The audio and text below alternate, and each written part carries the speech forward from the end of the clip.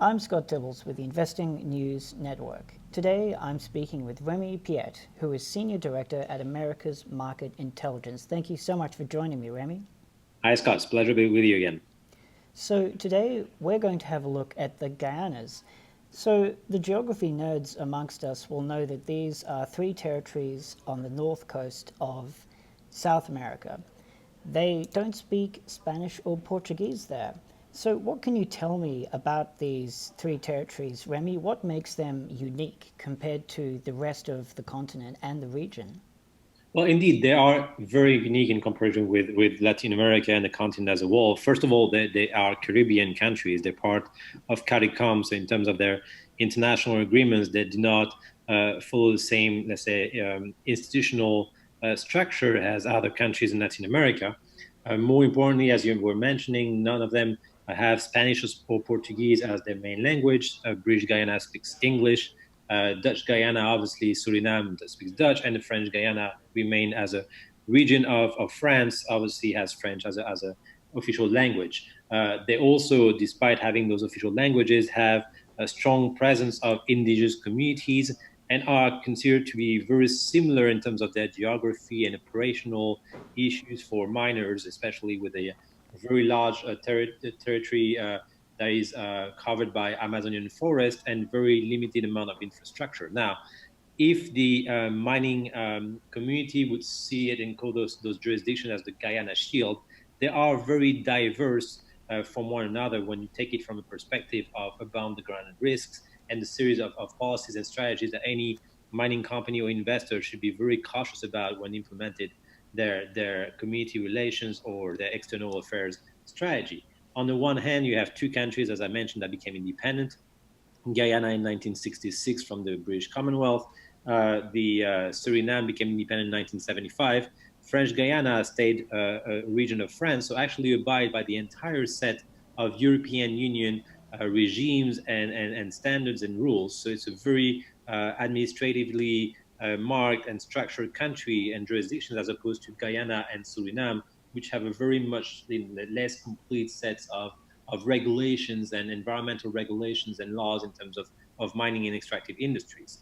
When you look at politics specifically, Guyana is one country that is marked by a very vibrant democracy and a series of instability there because of the uniqueness of the structure of its population. Half of the Guyanese population is Indo-Caribbean, the other half is Afro-Caribbean, if I'm kind of simplifying things, and they both usually vote for different parties that have strong antagonism between one another. And right now, when we'll talk about Guyana more in depth, we'll look at the uniqueness of the political situation right now. But also, the importance here is the discovery of very large oil reserves in Guyana that changed completely the structure of the future economy of the country.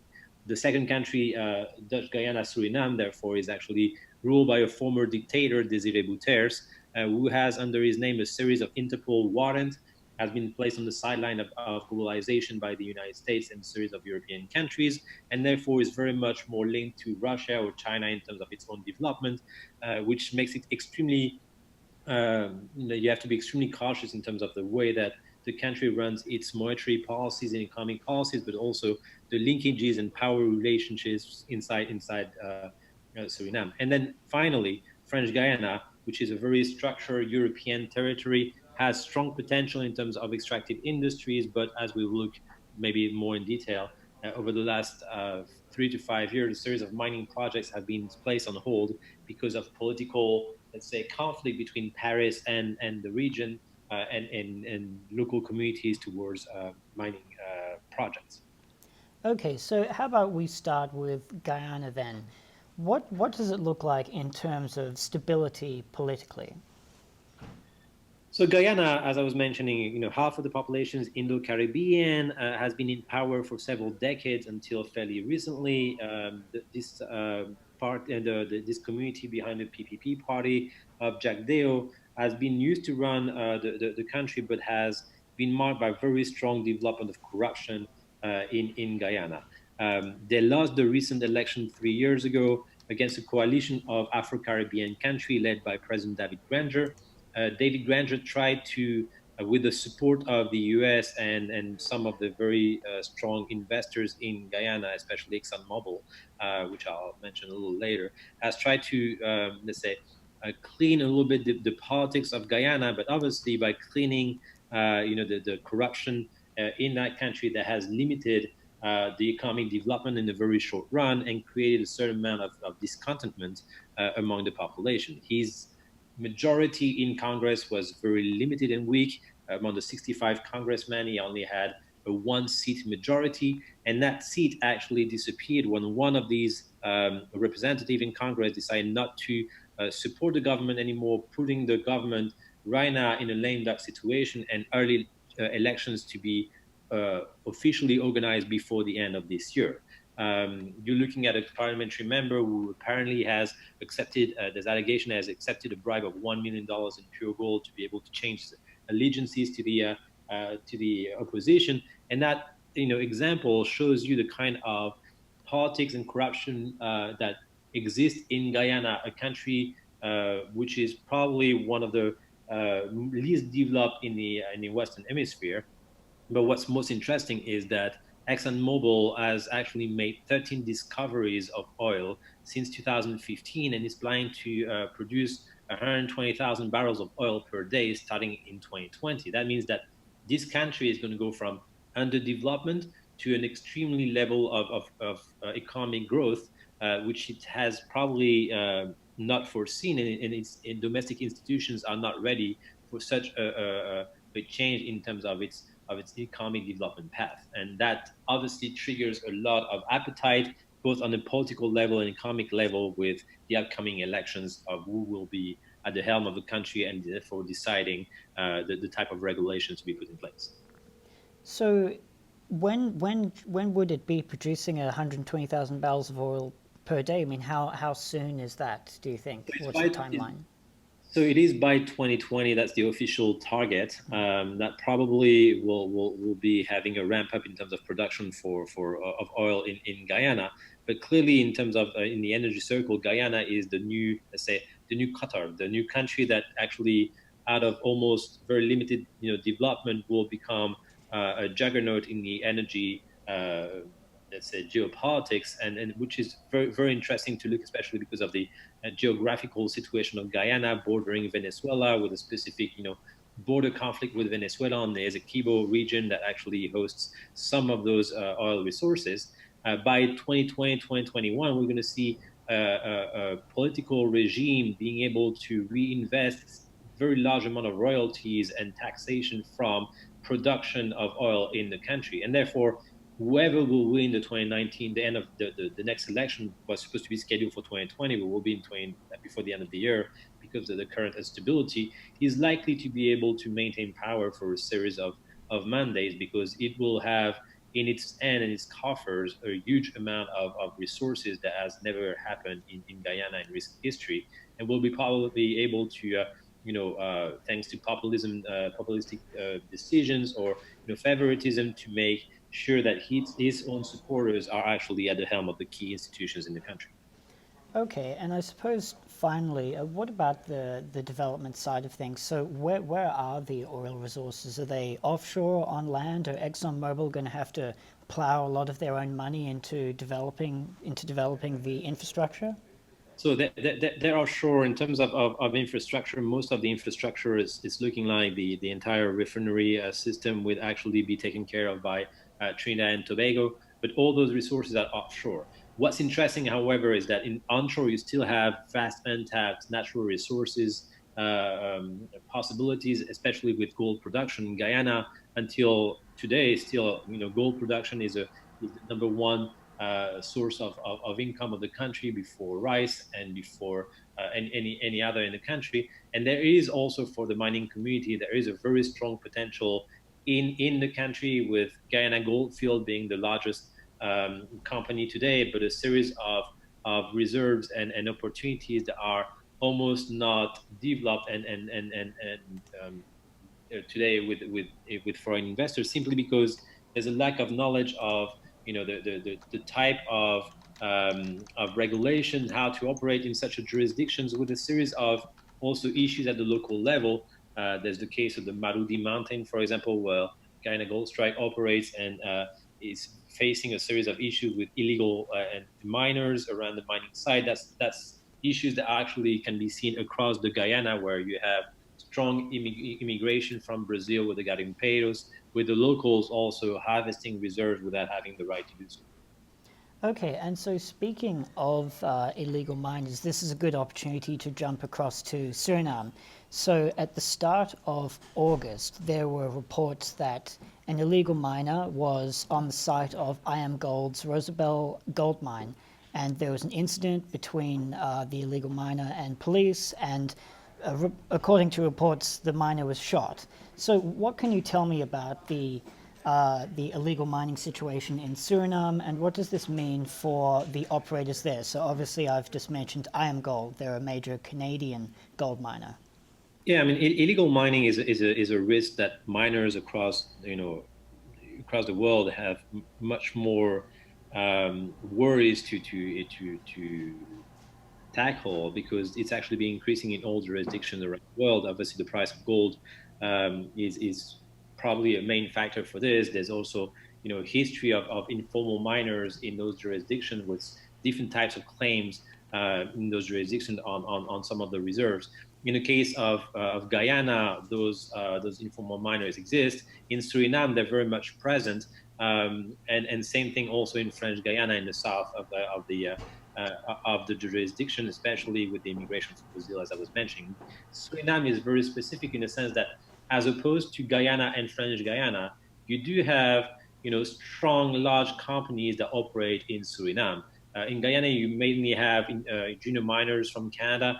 In Suriname, you have IAMGOLD, and you also have Newmont that has a large project, with the Million project being very close to production by today.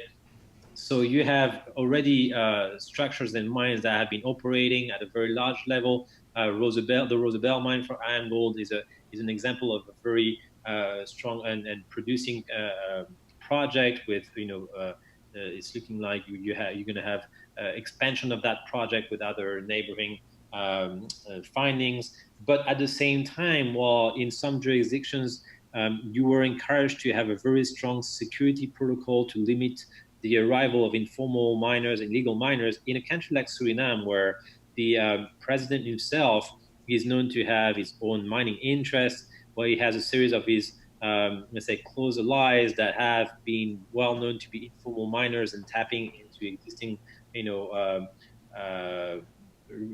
projects, and sometimes they just have just a phone call away from the president to then pressure the mining company to make sure that they can still continue operate instead of the fact that they do not have the legal right to exploit some of those reserves. This is a situation that you have to be cautious about when you operate in Suriname or when you operate in Guyana. In the case of IAMGOLD, I know we've been operating on the ground in Suriname, Guyana, and French Guiana for several years now, so we know very well the situation in those jurisdictions. Clearly, we're seeing now IAMGOLD taking stronger measures in terms of their security protocol, while in the past they have been a little bit more lenient in terms of probably not enforcing them too strongly when the informal miner or the small miner would actually have close ties with the president himself. And so this is a situation that where if you don't implement structure and define clearly from the get-go some clear guidelines in terms of how to operate with informal miners, then you actually eventually arrive to a situation that just happened to IAMGOLD early August with the death of an informal miner, which resounded in international press and led with a series of discontentment across, around the mine in the immediate vicinity from communities that now have become antagonistic to the Rosabelle project. Okay, and so from what we know, the company has had to cut back on its guidances, and it's dismissed over 300 contractors. So what? So you've just mentioned antagonistic community. So what sort of consequences further from what has already happened could come about for IAMGOLD? Well, the issue that you have in Suriname, and again, Suriname is distinct from Guyana or French Guiana. Each logic here in terms of the perception of mining is very different from one jurisdiction to the next. But yes, there has been historical mining in those jurisdictions, so you don't have this idea that miners are usually a neo-colonialism like you would have probably in some remote areas of Peru, Ecuador, and so on. In Suriname, it has been seen across the board the population and the political parties are in favor of mining. However, the issue that you have is the level to which the royalties and local development of mining operations do favor local communities, and whether or not the local communities that were used to be, let's say, mining on the side, or some of them having like illegal or informal mining activity close to the mining site, were either managed or were really tackled with clear guidelines.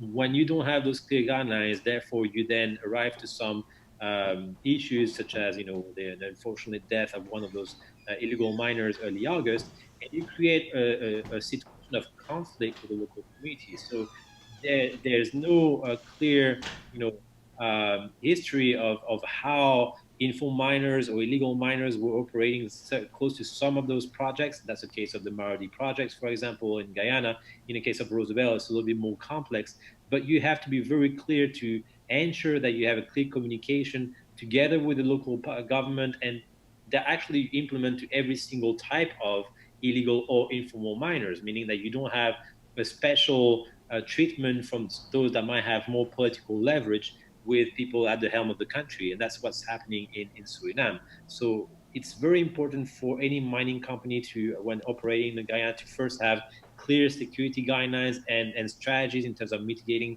the security risks, but also as across every single jurisdiction in Latin America and probably globally, to really make the case of the local development and creation of value around the mining site. So when you have one of those conflicts that erupt, you do have the capacity to oppose to the ongoing discourse the fact that the mining project has helped local communities develop and foster strong alternative economic activity next to the mining site. I've been to Rosabelle myself, several times. I know Suriname very well, and Guyana and French Guiana, obviously being French myself. And you're seeing that there's probably a lack of clear strategy in terms of CSR, community management around those mining sites because of the lack of strong demands from governments to have modern socialized projects in the Guyana Shield today.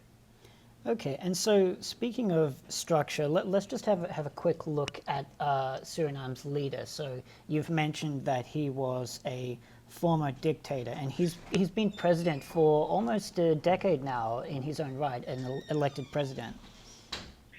Well, Desiree Guterres is a very charismatic gentleman.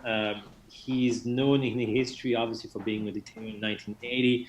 He was actually charged with murders of a series of his opponents in the 1980s, and was able to have the trial being more or less dismissed, if I can put it this way, because the main witness of the crime has decided to commit suicide the night before testifying. So that gives you an idea of the situation in Suriname. It's a very unique jurisdiction in terms of its politics and in terms of how politics operate and elections are run in the country. However, the position of Desiree Guterres, it's a gentleman that you can actually, if you approach him with a clear project for a mining operation, such as Newmont did or IAMGOLD did and other projects in Suriname, you can actually have a clear view of how to develop and engage with institutional relationship and mitigate political risks. The issue that you have, especially with Suriname, unfortunately, is the economic situation, as the country decided to move away from the IMF 2 or 3 years ago, if I'm not wrong, decided not to operate in terms of implementing the series of structural reforms in the macroeconomic sphere. What Guterres has done is that he has turned his position closer to Russia, closer to funds from the Middle East. Also, Sergei Lavrov was actually in Suriname earlier this month, and you have a clear bond that is being created between China, Russia, and Suriname, and some of the Islamic funds from the Emirates specifically, as opposed to the U.S. that has really left Suriname on the side of the road with a series of warrants and sanctions against the country. So when you actually operate in Suriname, you have to be well aware of this. You have to be very cautious in terms of knowing who your financial partners will be. And also, as I said, it's also the actors and partners that you will have on the ground in terms of how they are linked to the president, a president that is now, since he was dictator in the 1980s, is arriving, if I'm honest, in his early 70s, is not going to be in power for several decades more. And so you're looking at a possible democratic transition that will happen 2 or 3 years from now in Suriname, in a situation very interesting to look at from a geopolitical angle. Certainly, and certainly looking at politics, let's now move on to French Guiana. So on paper, from what you've just described of Suriname, French Guiana could not be more different. I mean, it is an overseas department and a region of France. It's part of the European Union, so it's very, very structured and very, very bureaucratic. What can you tell me about French Guiana? Well, French Guiana is fascinating jurisdiction when you look at it. It's a mix of an Amazonian territory with the same, operational issues that you would have with running a mining project in such a hostile environment. It has a shortage of infrastructure when you actually move away from the main urban centers and the coastline. So you have, good infrastructure in Cayenne. You have somewhat good infrastructure close to Saint Laurent du Maroni and the frontier with Suriname. But then the 90% of the territory is virgin Amazonian forest, which unfortunately is being plagued by illegal mining from garimpeiros from northern Brazil and from different also criminal organizations that actually do not abide by a series of environmental regulation when they try to dig for gold. There's a strong potential for gold in French Guiana, and a series of projects were being developed by different companies. IM Gold was the first large company trying to operate in French Guiana, but decided in its project Camp Caïman was very close to a natural reserve, and eventually they never were able to receive the environmental licensing that they were hoping to get to be able to develop the project. They're still present now in French Guiana, but not producing. You have Columbus Gold together with Norgold, so it's a Russian/Canadian project that had pushed forward with a very strong project called Montagne d'Or, which was at the frontier with Suriname, a strong potential in terms of reserves, and was actually, interestingly enough, backed by President Macron before he got elected in Paris. But this project right now is being stalled for a series of different reasons. The first one is probably a lack of skills from the managerial team of Columbus Gold and Montagne d'Or to actually socialize the project and explain to the communities, and especially to, let's say, the mid-level class and entrepreneurial class in French Guiana, that they would actually benefit from such a project with a series of indirect jobs being created, and also a certain arrogance when dealing with the indigenous communities. And that has created, unfortunately, with a series of errors during the communication campaign that was very top-down campaign, there is creating a certain antagonism among communities. On the second level, in Paris, you had a switch from Macron towards more environmentally friendly, and let's say, especially in terms of some key decision to try to attract more support from the Green Party ahead of the European elections. You had a switch from the Macron administration to move a bit away from this project, and this project is right now being, probably on hold until 2022 in the next election. That doesn't mean, however, there's no potential for mining in French Guiana. We know of several projects that actually are moving forward in French Guiana.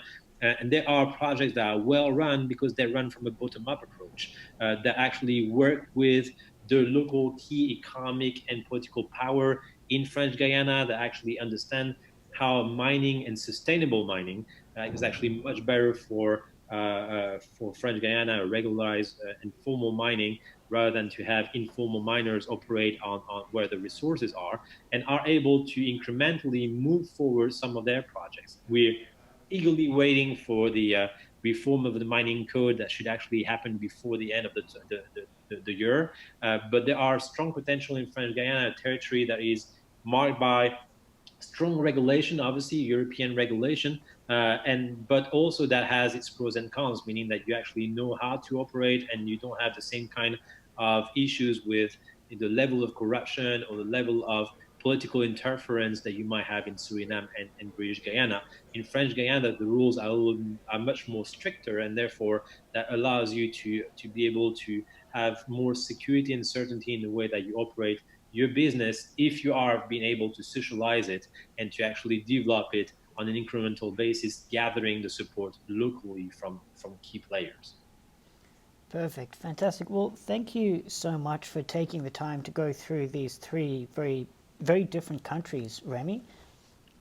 It's my pleasure, Scott. I've been a little long on those answers, but there's so much to be said about those jurisdictions. And that was Remi Piet, Senior Director at America's Market Intelligence. I'm Scott Tibbles with the Investing News Network. You can find us at investingnews.com and feel free to follow us at Facebook, Twitter, and LinkedIn. Thanks for listening.